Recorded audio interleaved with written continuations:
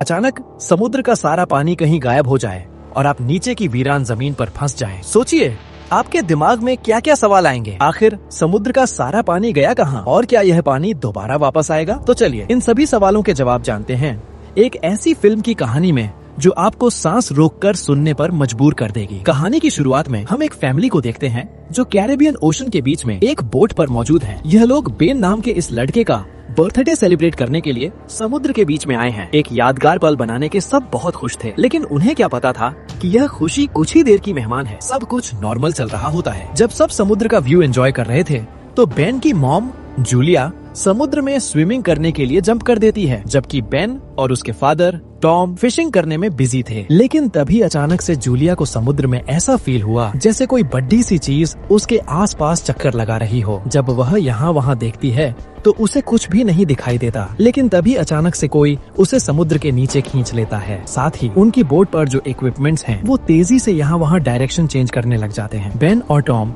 इस बदलते हालात को समझ नहीं पाते क्योंकि वो तो फिशिंग करने में बिजी होते हैं। वहीं जूलिया देखती है कि वह अपने बोट से कुछ ही सेकंड्स में काफी दूर आ गई है और वह डूब रही है। वह खुद को बचाते हुए टॉम को जोर जोर से आवाजें देने लगती है, लेकिन बोट से दूर होने की वजह से उस पर किसी का भी ध्यान नहीं जाता। और यहीं पर जूलिया को फील होता है कि समुद्र का पानी तेजी से पीछे की तरफ जा रहा है। जूलिया अपनी बेटी कैसी को आवाज देने लगती है, लेकिन कैसी हेडफोन लगाकर सनलाइट एंजॉय कर रही होती है। बेन, कैसी और टॉम को बिल्कुल भी नहीं पता होता कि जूलिया स्विमिंग करने समुद्र में उतरी है। जूलिया धीरे धीरे उनसे और दूर होती जा रही थी, लेकिन तभी खुशकिस्मती से टॉम को हल्की सी जूलिया की आवाज सुनाई देती है। वह जूलिया को देख लेता है और टॉम उसे बचाने के लिए फौरन पानी में जंप कर देता है। दूसरी तरफ बेन बोट का इंजन स्टार्ट करके उनके पास ले जाता है। लकीली टॉम जूलिया को डूबने से बचा लेता है। बेन और कैसी उन दोनों को बोट के ऊपर खींच लेते हैं और इस तरह से जूलिया की जान बच पाती है। अब बोट पर टॉम अपनी बेटी कैसी पर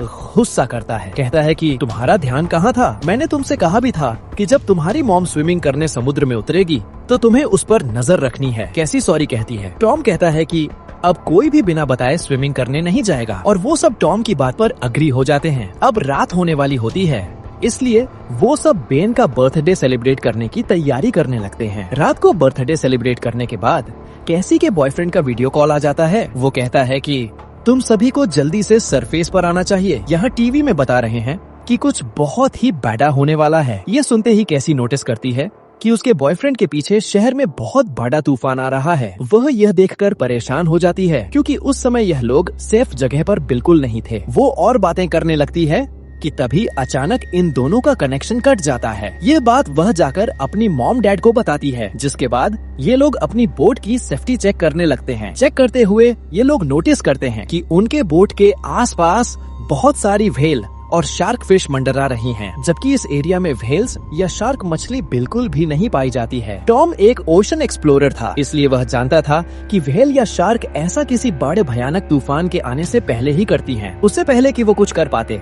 तभी उनकी बोट को एक जोरदार झटका लगता है। टॉम समझ जाता है कि बोट के निचले हिस्से के साथ कोई बड़ा क्रिएचर टकरा गया है, जिसे चेक करने के लिए टॉम नीचे पानी में जाता है। वह देखता है कि बोट के नीचे बहुत बड़ा डेंट आ चुका है। यह चेक करने के बाद जब टॉम वापस ऊपर आता है तो उसके कंधे पर गहरा चोट आया होता है। जूलिया उसके जख्मों पर स्टिचेस लगाती है। टॉम अपनी फैमिली को बताता है कि शार्क के दिए इस डेंट की वजह से इंजन खराब हो गया है। अब हम बोट को आगे नहीं ले जा पाएंगे। वो सभी समुद्र के बीचों बीच फंस चुके हैं और अब उनके पास सिर्फ यही ऑप्शन रह गया था कि ये किसी को मदद के लिए बुलाए। लेकिन कैसी जब बाहर मदद के लिए कॉल करने के लिए आई तो सिग्नल भी नहीं थे। उनकी बोट का कम्युनिकेशन कोई भी सिग्नल पकड़ नहीं रहा था। वो सभी बहुत परेशान थे। अब इस मुश्किल वक्त में टॉम अपने खाने पीने का सामान चेक करता है। उनके पास सिर्फ 4 दिन तक का खाना था। जिंदा रहने की एक छोटी सी उम्मीद उन्हें इस बात की थी कि ये लोग एक शिपिंग रूट पर थे। अब उनकी इन्हीं बातों के दौरान उन्हें बाहर से एक जोरदार आवाज सुनाई देती है। जब उन्होंने बाहर जाकर देखा तो एक बड़ा मीटियोरॉइड इन्हीं की तरफ आ रहा था। उससे बचने के लिए टॉम जल्दी से अपनी बोट का इंजन स्टार्ट करता है। उनकी बोट का इंजन पूरी तरह से डैमेज हो गया। टॉम देखता है कि आसमान में से गिरने वाली यह ऑब्जेक्ट्स असल में सैटेलाइट थी, इसीलिए अचानक रेडियो और टेलीफोन्स के सिग्नल्स ने काम करना छोड़ दिया है। वो सभी इस हादसे से संभल नहीं पाए थे कि तभी एक दूसरा मीटियोरॉइड भी उनकी तरफ बढ़ने लगा। अब अपने आप को बचाने के लिए ये लोग बोट के निचले हिस्से में जाकर लाइफ जैकेट पहन लेते हैं। जब वो बोट के अंदर होते हैं तो बोट बहुत ही तेजी से झटके खाने लगती है। तभी अचानक इन लोगों को एक जोरदार आवाज सुनाई दी और ये सभी बेहोश हो जाते हैं। जब इन्हें होश आया तो ये लोग पाते हैं कि ये लोग जिंदा थे। उनकी बोट के अंदर सुराखें हो चुकी थीं, लेकिन उससे पानी अंदर नहीं आ रहा था। अब जब यह पूरी फैमिली अपने बोट से बाहर आकर देखती है तो यह नजारा देखकर वो सभी हैरान रह जाते हैं। वो देखते हैं कि उनकी बोट के नीचे पानी ही नहीं है। उनकी बोट के आसपास जमीन पर मछलियां पड़ी थीं और उनकी बोट एक वीरान पहाड़ी इलाके में थी। यह जगह पूरी तरह से बदल चुकी थी। वो सभी जल्दी यह बात रियलाइज कर लेते हैं कि वह अभी समुद्र के बीचों बीच हैं। बस समुद्र का सारा पानी यहाँ से किसी दूसरी जगह शिफ्ट हो गया है। टॉम जल्दी से अपना कंपास निकालता है और समझ जाता है कि धरती के पोल चेंज हो गए हैं। नॉर्थ पोल की जगह साउथ पोल आ गया था और इसीलिए जहाँ पर पहले जमीन थी, समुद्र का सारा पानी वहाँ पर चला गया है और अब समुद्र की जगह जमीन बन चुकी थी। एक और भयानक बात टॉम ने उन्हें यह बताई कि इस सब के बीच जो इंसान जिंदा जमीन पर थे वो सभी मारे गए होंगे। कैसी को यह बात बहुत ज्यादा तकलीफ देती है क्योंकि उसे पता चल चुका था कि उसका बॉयफ्रेंड अब इस दुनिया में नहीं रहा। जूलिया यहाँ पर बचे हुए खाने को इकट्ठा करने लगती है और बेन अपने बर्थडे के सारे बलून हवा में उड़ाता है ताकि अगर कोई जिंदा हो तो वह उनके पास आ जाए। टॉम रेडियो के जरिए किसी से कांटेक्ट करने की कोशिश करता है और सरप्राइजिंगली उसे रिस्पांस मिलता है। यह रिस्पांस उसे एक कैप्टन ने दिया था जिसका नाम नाटो है और वह भी अपनी सबमरीन में था। कैप्टन टॉम को बताते हैं कि अर्थ के जो पोल चेंज हुए हैं वे लगभग एक हफ्ते में फिर से अपनी जगह वापस आ जाएंगे, यानी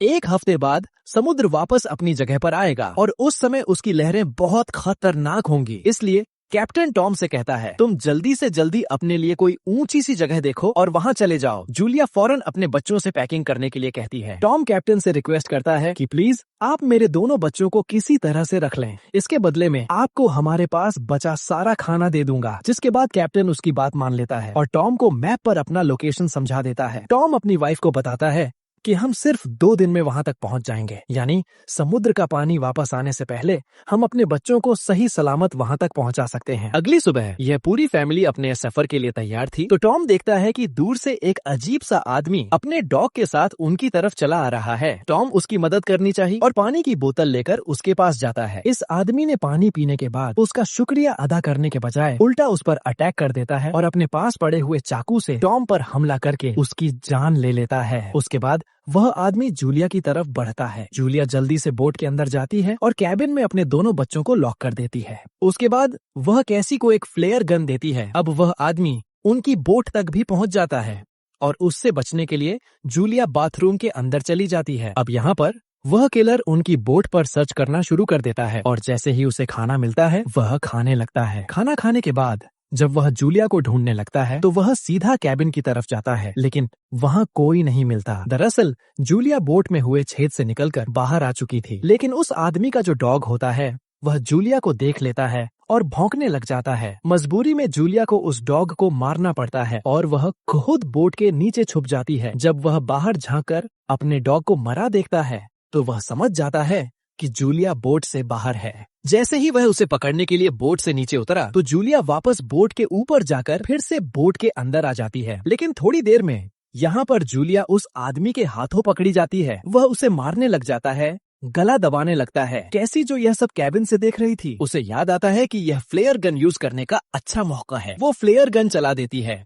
जिससे आदमी दूर जा गिरता है। उन्हें भागने का मौका मिल जाता है और बोट में आग भी लग जाती है। जूलिया जल्दी से अपने दोनों बच्चों को लेकर उस बोट से बाहर निकल जाती है। बोट से निकलते वक्त वो किलर एक बार फिर से जूलिया पर हमला करता है, लेकिन इस बार जूलिया उसे लात मारते हुए पीछे गिरा देती है। बाहर जाने के बाद कैसी और बेन अपने फादर की डेड बॉडी को देखकर रोने लगते हैं। बेन खुद को जिम्मेदार ठहराता है। जूलिया भी अपने हस्बैंड से लिपट कर रो रही थी कि तभी वह देखती है कि वह किलर उनकी जलती हुई बोट से बाहर निकल आता है। अब उनके लिए यहाँ पर रुकना सेफ नहीं था, इसीलिए वह अपने दोनों बच्चों को लेकर यहाँ से भागती है। कुछ ही देर बाद उनकी जलती हुई बोट ब्लास्ट हो जाती है। भागते भागते ये लोग एक पहाड़ी के पीछे आराम करने के लिए रुक जाते हैं। तभी जूलिया ने देखा कि वह किलर अभी भी उनके पीछे आ रहा है। अब तीनों जल्दी से किलर से बचने के लिए भागना शुरू कर देते हैं। भागते भागते ये लोग एक ऐसी जगह पहुंच जाते हैं जहां पर जहरीला पानी मौजूद था। जूलिया अपने बच्चों को यहीं से गुजरने का हुक्म देती है। जहरीले एसिड से गुजरने के बाद उनकी हालत खराब हो गई थी और जूलिया को एहसास हुआ कि बेन डिहाइड्रेट हो चुका है। उनके पास पानी की कुछ आखिरी बूंदें थीं, जो उन्होंने बेन को दी, लेकिन इतने थोड़े पानी से उसकी प्यास नहीं बुझी। कैसी हिम्मत हार चुकी थी। जूलिया उसे डांटती है और कहती है कि हम लोग आगे बढ़ेंगे और मुझे पता है कि मैं तुम्हें बचा लूंगी। वो लोग फिर से चलना शुरू करते हैं और आगे बढ़ने पर उन्हें एक प्लेन दिखाई देता है। ये लोग प्लेन के अंदर छिप जाते हैं और टॉम को याद करते हैं। रात काफी हो चुकी थी। कैसी और बेन सो चुके थे। तभी किसी की आवाज से कैसी की आंख खुल जाती है। वो देखती है कि वही किलर उनके पीछे आ रहा है। कैसी उसी जगह पर बैठकर सोने का नाटक करती है। जैसे ही वह अटैक करने आता है,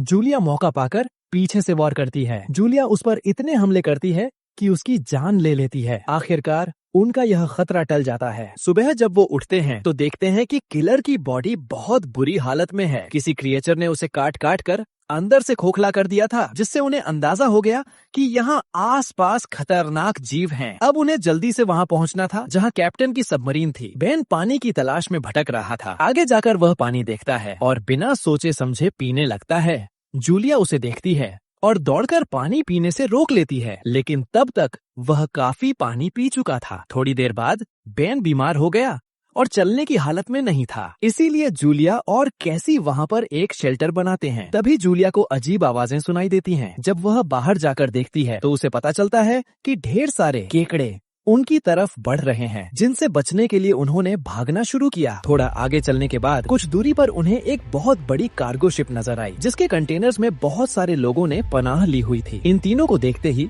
वो सभी कंटेनर में जाकर छुप गए। ये तीनों कंटेनर के पास जाकर गिड़गिड़ाने लगते हैं और दरवाजा खोलने की रिक्वेस्ट करते हैं, लेकिन वो उनके लिए दरवाजा नहीं खोलते। केकाडोन की बहुत ही बड़ी सेना उनके पीछे थी, इसलिए जूलिया और उसके दोनों बच्चे कंटेनर के ऊपर चढ़ने का फैसला कर लेते हैं। जूलिया पहले अपने दोनों बच्चों को कंटेनर के ऊपर चढ़ाती है। जूलिया जैसे ऊपर चढ़ती है तो एक केकड़ा आकर उसे पैर पर काट लेता है। वह जैसे तैसे करके ऊपर चढ़ जाती है। जूलिया अपने जख्म को बांध लेती है, जिसके बाद वह बेहोश हो जाती है। कैसी और बेन देखते हैं कि वह केकड़े उस कंटेनर को काटते हुए उसके अंदर चले गए और अंदर मौजूद लोगों पर हमला कर दिया। वो लोग अपने हथियारों से केकड़ों को मारने की कोशिश तो करते हैं, लेकिन केकड़ों की तादाद बहुत ज्यादा थी और केकड़े कंटेनर के अंदर मौजूद सभी लोगों को मार देते हैं। अगली सुबह जूलिया को होश आया। उसने देखा कि उसके दोनों बच्चे यहाँ नहीं हैं। तभी दूर से उसे कैसी और बेन आते हुए दिखाई दिए, जो खाने पीने और हथियार की तलाश में गए हुए थे। जूलिया अपने जख्म को ठीक करती है, जबकि बेन कंटेनर के अंदर मरे हुए लोगों के वेपन्स कलेक्ट कर लेता है और वहाँ उन्हें खाना भी मिल जाता है। इसके बाद जूलिया कैप्टन से कांटेक्ट करती है, जिस पर वह बताता है कि मेरे ऊपर भी इसी क्रिएचर्स ने अटैक कर दिया है और अब मैं बहुत ज्यादा जख्मी हूँ। मैं तुम्हारी मदद नहीं कर सकता। और साथ ही वह जूलिया को यह भी बताता है कि अब समंदर का पानी बहुत जल्द वापस फिर से अपनी जगह पर आने वाला है। जूलिया रोने लग जाती है क्योंकि उनका मैप भी कहीं गिर गया था। कैप्टन उनकी आसानी के लिए अपनी फ्लेयर गन से हवा में फायर करता है और बेन उसे देख लेता है। ये लोग तेजी से सबमरीन की तरफ बढ़ाने लगते हैं, लेकिन वहाँ तक पहुँचना नामुमकिन लगने लगा, क्योंकि वहाँ पहुँचने तक उन्हें एक चट्टानी रास्ते से गुजरना पड़ता। कैसी को अपनी माँ पर तरस आने लगता है। जूलिया कैसी से कहती है कि चलो आगे बढ़ो। वहाँ से आगे बढ़ते हुए वहाँ पर लैंडस्लाइड होने लगती है, जहाँ जूलिया जो सबसे पीछे थी उसके आगे आकर एक बड़ा सा पत्थर गिर गया और वह वहीं पर फंस जाती है। कैसी अपनी माँ के बिना आगे नहीं बढ़ना चाहती थी, लेकिन वो उसे कसम देती है कि तुम हर हाल में खुद को और अपने भाई को बचाओगी। इसीलिए कैसी अपने भाई को लेकर आगे बढ़ने लगती है। जब वो लोग सबमरीन तक पहुंचते हैं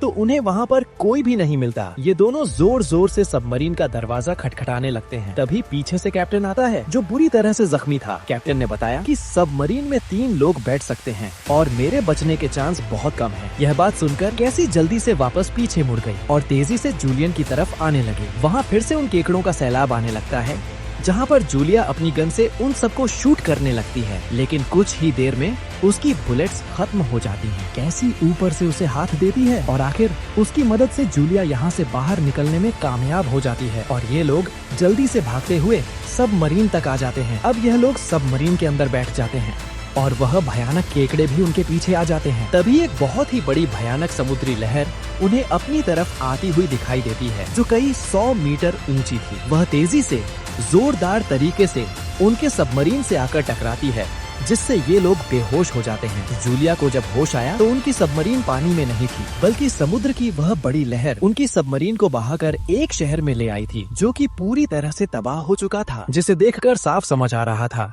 कि जमीन से अब इंसानों का सफाया हो चुका है। और बस यही सीन दिखाते हुए यह फिल्म खत्म हो जाती है। अगर वीडियो आपको अच्छी लगी हो तो हमारे चैनल को सब्सक्राइब और वीडियो को लाइक जरूर कीजिएगा। मिलते हैं अगली वीडियो में।